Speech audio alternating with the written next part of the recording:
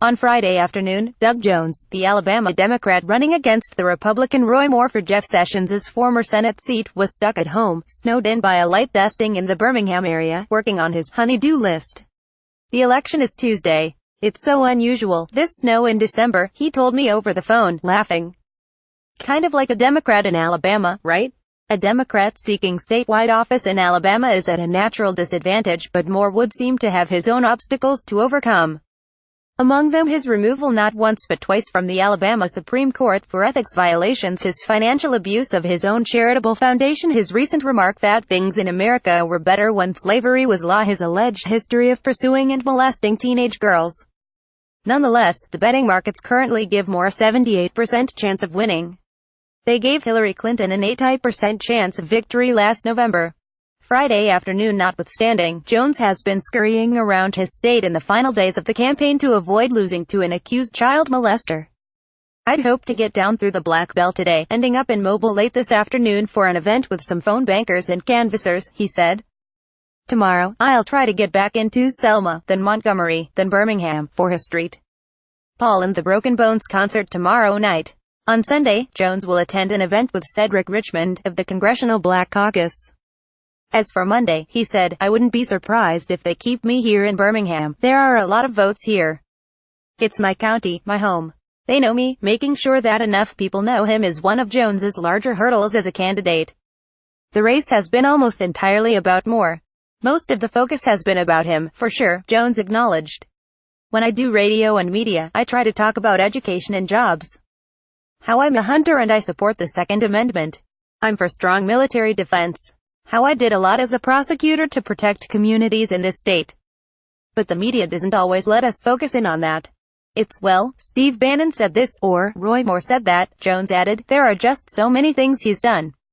You may as well put a blindfold on and throw a dart." Jones is perhaps best known for successfully prosecuting two former members of the Ku Klux Klan in the late 90s. This does not appear to be enough to get a Democrat elected to the Senate in Alabama, so Jones has been trying, of late, to relate to voters in other ways. His gun ownership, for instance, which radio ads point out.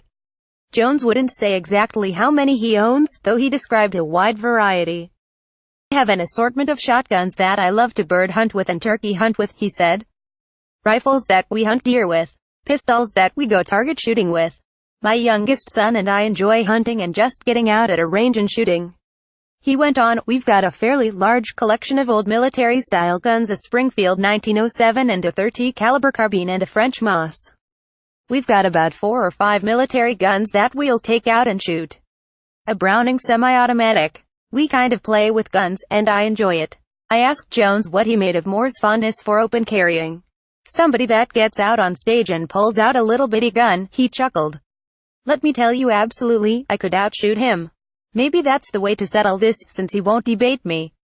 Not in a duel, just target shooting with pistols, rifles, and shotguns." Jones was more buttoned-up when we talked about abortion, an issue that many voters in the state feel very strongly about. Jones never uttered the word abortion during our conversation, opting, instead, for procedure when I asked him to lay out his position, which Moore has portrayed, in TV ads, as unforgivable. "The current law is what I support," Jones said. "Where it's been muddied is my position on lat-term procedures. I unequivocally do not support lat-term procedures, except in the case of medical necessity."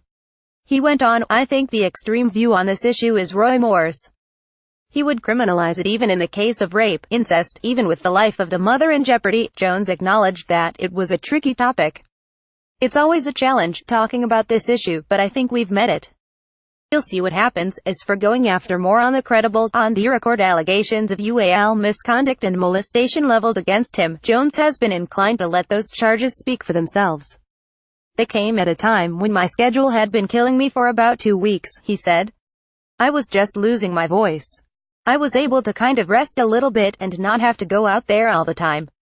I said to my team, look, let's see how things go. We will certainly say that it's disturbing and he needs to answer the allegations. That's about all we did. The campaign has had the resources it needs to get its message out. While Moore runs what has been called a ghost campaign, with hardly any staff and very little paid media, Jones has blanketed the state with ads and signs. If you were predicting the race based on yard signs, you would, from what I've seen, assume a Jones landslide. More than one observer has noted the echoes of the Clinton-Trump matchup a year ago, in which the seemingly disorganized Trump campaign relied largely on free media coverage, much of it spurred by controversy. A few ads have gotten Jones in trouble. "I don't undersee a lot of these things," Jones said in his defense, referring particularly to ads created by Highway 31, a super PAC that produced a misleading ad about more that was ultimately removed from YouTube. Jones did acknowledge a mailer produced by his own campaign, which has come under scrutiny for asking how things would be different if Roy Moore were black. "Could we have made the mailer a little different?" Jones said. "Yes. But the message is accurate. There have been, and we are continuing to work on, disparities in the criminal justice system. And to deny that would be crazy.